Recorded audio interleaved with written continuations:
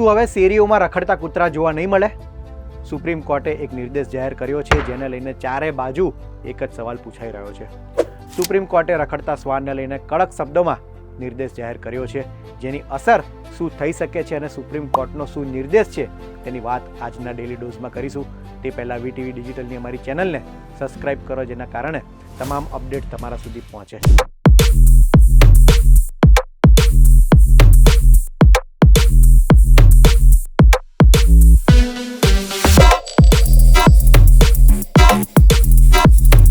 ભારતમાં રખડતા શ્વાનનો આતંક અને તેનાથી થતી જાનહાનિના જોખમો પર સુપ્રીમ કોર્ટે કડક વલણ અપનાવ્યું છે. દેશની સર્વોચ્ચ અદાલતે નવેમ્બર 2025માં કરેલા આદેશોને લઈને ફેરવિચારણા કરવાનો ઇનકાર કરી દીધો છે.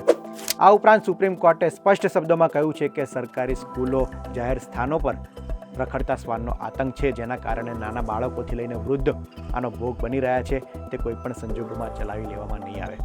આ ઉપરાંત શ્વાન પ્રેમીઓ દ્વારા કરવામાં આવેલી ફરિયાદોને પણ સુપ્રીમ કોર્ટે અરજીઓને નકારી કાઢી છે.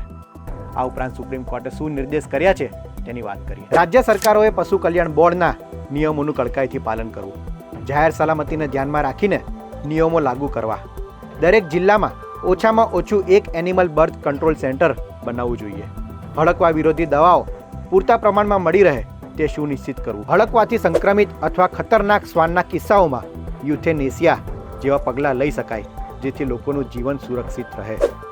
નેશનલ હાઈવે ઓથોરિટીને રખડતા પશુઓની સમસ્યાનો ઉકેલ લાવવા માટે જરૂરી પગલાં ભરે તેવો નિર્દેશ કર્યો છે.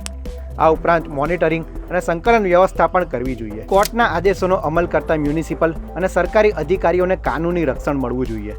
સામાન્ય રીતે તેમની સામે એફઆઈઆર અથવા બળજબરીથી કાર્યવાહી ન થવી જોઈએ. આ મામલે સુપ્રીમ કોર્ટમાં ફરિયાદી વકીલનું નિવેદન પણ સામે આવ્યું છે.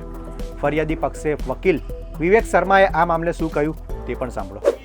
आर्टिकल 21 के अंतर्गत ये चीज बहुत ज्यादा इम्पोर्टेंट मानी गई है कि जो लोग हैं, जो बच्चे हैं, बूढ़े हैं, बुजुर्ग हैं, उन सबको एक राइट टू लाइफ है और वो एक बहुत ही इम्पोर्टेंट है, ताकि वो बिना किसी फियर के सोसाइटी में, समाज में कहीं भी आ जा सके, चाहे वो एयरपोर्ट्स हो, स्कूल्स हो, कॉलेज हो, सड़कें हैं, रोड हो, पब्लिक प्लेसेज हो.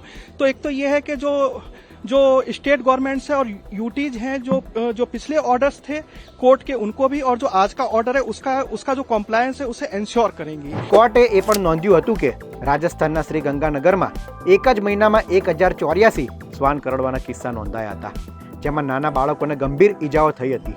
તેમના ચહેરા પર ઊંડા ઘા હતા.